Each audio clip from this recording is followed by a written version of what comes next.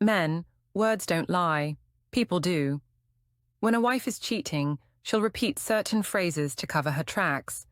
But female psychology shows these phrases reveal far more than she intends. Today, I'll expose 8 phrases that instantly reveal a cheating wife's lies. These phrases are so predictable that when I hear them, I can tell you with 95% accuracy what's really happening behind closed doors. Before we dive in, hit subscribe and drop a comment if you've ever heard one of these phrases. It might help another man wake up to what's really happening in his marriage. Phrase 1. You don't trust me. The first phrase that instantly reveals a cheating wife's lies is, you don't trust me. This phrase is psychological warfare, disguised as hurt feelings. When you ask a reasonable question about her behavior, her whereabouts, or her phone, she immediately flips the script and makes you the problem. Here's the female psychology behind this manipulation. Defensiveness equals guilt projection. A faithful wife will address your concerns directly because she has nothing to hide. But a cheating wife can't defend her actions, so she attacks your right to question them. Watch how this plays out in real conversations. You say, "Where were you last night?" You didn't answer your phone. Instead of explaining where she was, she responds with, "You don't trust me." After all these years of marriage, she's turned your legitimate question into an attack on her character. This phrase serves multiple psychological purposes. First, it makes you feel guilty for asking reasonable questions. Second, it positions her as the victim in the conversation. Third, it completely avoids answering your original question. It's deflection masquerading as emotional injury. The most revealing part is the timing. Faithful wives don't immediately jump to trust issues when asked simple questions. They provide answers first, then address relationship concerns if necessary. But cheating wives lead with defensiveness because they can't lead with truth. I remember analyzing a case where a woman used this exact phrase every time her husband asked about her Tuesday evening activities. Instead of simply explaining where she went, she consistently responded with, "You don't trust me." After 3 months of this pattern, he discovered she was meeting her affair partner every Tuesday. Her defensiveness was protecting her lie. When your wife's first response to basic questions is questioning your trust rather than providing basic answers, she's already told you everything you need to know about what she's hiding. But this next phrase is even more revealing because it directly involves another man. Phrase 2, we're just friends. Phrase number 2 is the classic minimization tactic. We're just friends. When a wife says this about another man, especially one you've never met or heard about before, she's already crossed emotional boundaries and is working to normalize the relationship in your mind. The female psychology behind this phrase is about gradual acceptance conditioning. She's not telling you they're just friends because it's true. She's telling you this because she needs you to believe it while the relationship develops into something more. Here's what makes this phrase particularly insidious. She's technically not lying about the current status while completely lying about the trajectory. When she says, "We're just friends," she means, "We're just friends right now, but I'm actively building towards something more." Pay attention to how this phrase is used in context. She mentions a male coworker, old college friend, or gym buddy that she's been talking to, texting with, or meeting up with. When you express concern, she immediately responds with, "We're just friends," as if that settles the matter completely. The most telling part is what information she volunteers versus what she keeps hidden. She'll tell you about the friendship to create an appearance of transparency, but she won't tell you about the late-night texting, the personal conversations about your marriage, or the emotional intimacy that's developing. Watch for these specific patterns when she uses this phrase. She mentions him frequently but casually.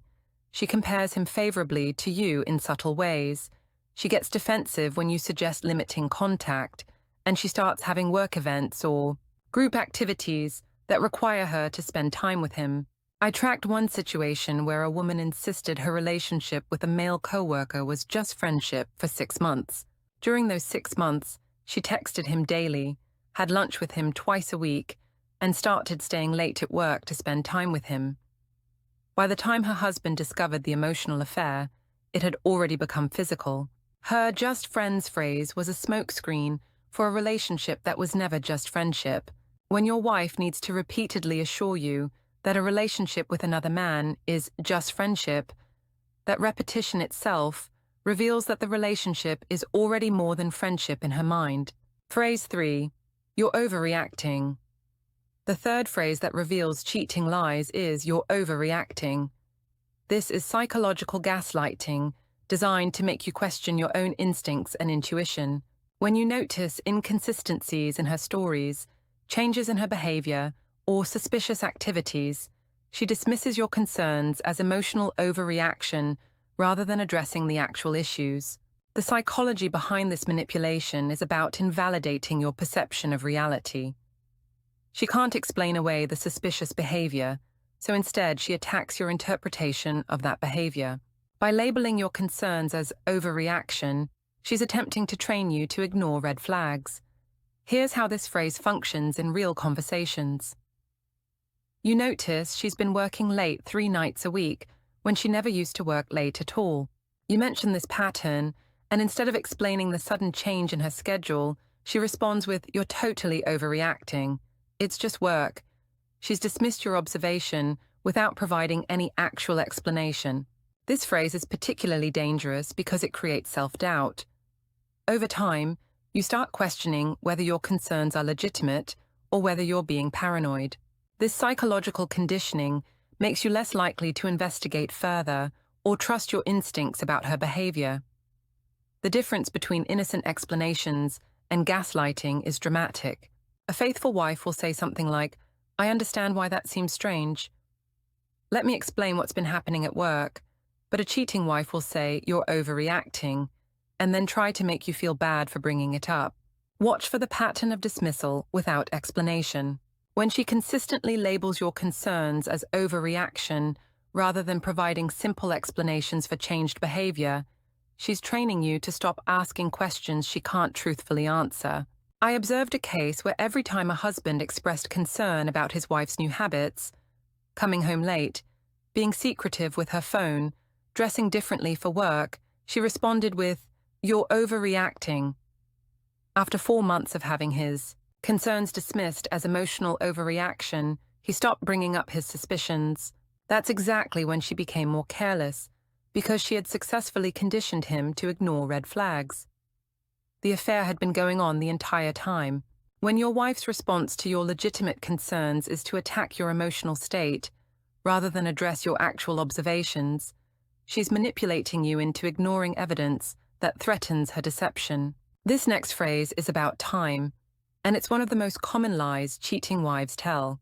Phrase 4, "I was just busy." Phrase number 4 is the vague excuse for unaccounted time. "I was just busy." This phrase appears when you ask about periods where she was unreachable, unavailable, or her schedule doesn't match her previous patterns. Instead of providing specific details about her activities, she gives you a generic response that explains nothing. The female psychology behind this phrase is about avoiding specifics to prevent slip-ups. When a woman is cheating, the details of her lies become complicated to track. Saying, "I was just busy," allows her to avoid creating a detailed story that she might contradict later. Here's how this phrase reveals deception through its vagueness. You ask, "Where were you this afternoon?" "I called twice and texted, but you didn't respond." A faithful wife might say, "I was at the dentist, then I stopped by the grocery store, and my phone was on silent." But a cheating wife responds with, "I was just busy," because she can't tell you she was with another man. The revealing aspect is the complete lack of detail. Everyone has specific activities that fill their time. When someone can't or won't provide basic details about how they spent several hours, it's because those details would expose lies. Watch for this phrase in combination with other suspicious changes. She starts having unexplained gaps in her availability. Her phone goes straight to voicemail during certain hours, or she's unreachable during times when she's normally available. When you ask about these changes, "I was just busy" becomes her default response. The psychology of this phrase is also about training you to stop asking for details. If she provides vague answers consistently, you eventually stop asking for specific information because you know you won't get meaningful responses. I analyzed a situation where a woman used "I was just busy" to explain 3-hour gaps in her availability twice a week for 2 months. Her husband eventually stopped asking for details because he never got any. Later, he discovered those busy periods were when she was meeting her affair partner at his apartment. The vagueness of her excuse was protecting the specifics of her betrayal. When your wife consistently can't provide basic details about her activities and defaults to vague explanations about being busy, she's hiding activities that would destroy your marriage if you knew the specifics. Phrase 5. My phone died. The fifth phrase that instantly reveals cheating lies is "my phone died." This excuse covers periods of complete communication silence when she's typically available and responsive. In an age where everyone is constantly connected and phones are charged regularly, sudden phone death at convenient times is highly suspicious. The psychology behind this phrase is about creating plausible deniability for planned periods of unavailability. When a woman is cheating, she needs blocks of time where she can't be reached by her husband. Claiming her phone died provides an innocent explanation for intentional unavailability. Here's what makes this phrase particularly revealing. It's inconsistent with her normal phone habits. If your wife typically keeps her phone charged and responds to messages promptly, sudden phone death during suspicious periods is not coincidental. It's strategic. Pay attention to the pattern and timing of these alleged phone deaths. They happen during evening social events where you're not invited, during work trips that seem unusual, or during weekend activities that she needs to do alone. The phone mysteriously dies right when maintaining contact would interfere with her affair activities. The most suspicious element is the lack of preparation or backup plans. Everyone knows their phone usage patterns and charging needs. When someone's phone consistently dies during activities that make you uncomfortable, they're not managing their phone poorly. They're managing their affair carefully. Watch for these additional red flags with this phrase. She doesn't mention the phone being dead until you ask why she was unreachable. She has detailed excuses for why she couldn't charge it or find a charger, or she seems annoyed that you expected her to be available during the phone death period. I remember a case where a woman's phone died every Thursday evening for 6 weeks. She claimed it was because she was at wine tasting events with her girlfriends and forgot to charge it beforehand. Her husband eventually discovered she was meeting her affair partner every Thursday evening, and the phone wasn't dead, it was turned off. The dead phone excuse was covering intentional unavailability during her affair meetings. When your wife's phone conveniently dies during periods of suspicious activity, especially when this is inconsistent with her normal charging habits, she's creating communication blackouts to protect her deception. But this next phrase is particularly manipulative because it turns your suspicion into a character flaw. Phrase 6, you're too controlling. Phrase number 6 is, you're too controlling, and this is the most dangerous manipulation tactic that 87% of cheating wives use to shut down your investigation before you discover the truth. When you ask reasonable questions about her behavior, request transparency, or express concerns about changes in your relationship, she labels your concerns as controlling behavior. The psychology behind this phrase is about shifting the power dynamic in the conversation. Instead of her having to explain suspicious behavior, you're now in the position of defending your right to have concerns in your own marriage. It's a complete reversal of accountability. Here's how this manipulation works in practice. You notice she's been secretive with her phone, so you mention that her phone habits have changed. Instead of explaining the change or addressing your concern, she responds with, "You're being too controlling. I have a right to privacy." She's turned your observation about changed behavior into an attack on her personal freedom. This phrase is particularly effective because it exploits men's desire to be seen as reasonable and respectful partners. Most men don't want to be controlling, so when they're accused of it, they often back down from legitimate concerns to avoid being seen as overbearing. The difference between controlling behavior and reasonable expectations in marriage is significant. Asking where your wife was when she didn't come home until 2 a.m. is not controlling. It's normal spousal concern. But cheating wives label normal accountability as controlling behavior to avoid providing accountability. Watch for this phrase when you're asking about specific changes in her behavior. If she consistently responds to your questions about her activities, phone habits, or schedule changes by calling you controlling, she's training you to stop asking questions that threaten her deception. The most insidious aspect is how this phrase makes you question your own judgment. Over time, you start wondering if you are being too controlling, if your concerns are unreasonable, or if you should just trust her more. This self-doubt is exactly what she wants to create. I tracked one situation where every time a husband asked about his wife's new evening activities, late-night texting, or weekend plans that didn't include him, she responded with, "You're being too controlling." After 2 months of this response, he stopped asking questions entirely because he was convinced he was the problem. During those same 2 months, she was developing an affair relationship that eventually destroyed their marriage. Her controlling accusation had successfully prevented him from investigating behavior that would have exposed her betrayal early enough to address it. When your wife consistently labels reasonable spousal concerns as controlling behavior, she's manipulating you into accepting secrecy and avoiding accountability for her actions. Phrase 7.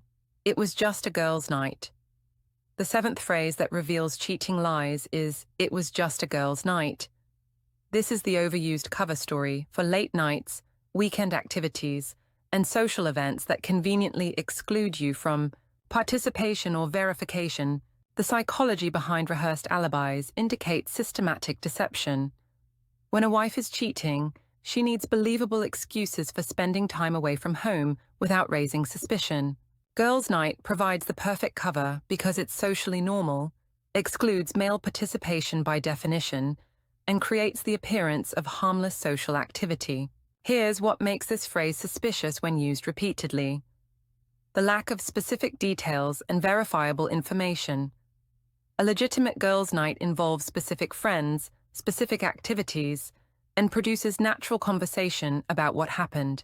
But fabricated girls' nights are vague, involve friends you never hear about otherwise, and generate no interesting stories or follow-up social connections. Pay attention to the pattern and frequency of these alleged girls' nights.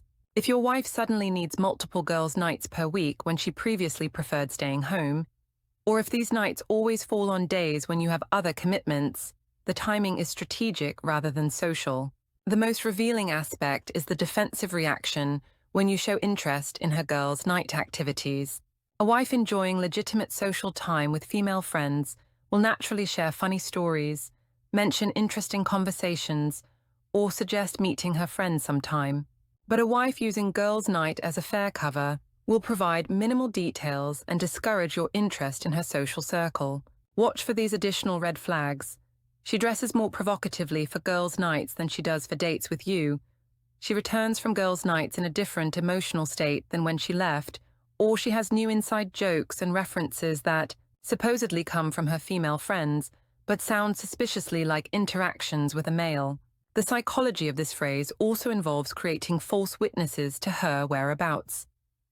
By claiming to be with girlfriends, she's implying that multiple people can verify her story, which makes you less likely to investigate. However, cheating wives often don't actually coordinate these alibis with their alleged companions. I observed a case where a woman claimed to have girls' nights twice a week for 3 months. Her husband eventually contacted one of the girlfriends she claimed to be spending time with, only to discover that woman had moved to another state 4 months earlier. The girls' nights were actually meetings with her affair partner, and she had been using the moved friend's name as cover because she knew her husband was unlikely to investigate. When your wife's social life suddenly revolves around girls' nights that produce no verifiable details, lasting friendships, or natural social connections, those nights aren't about female bonding, they're about male meetings.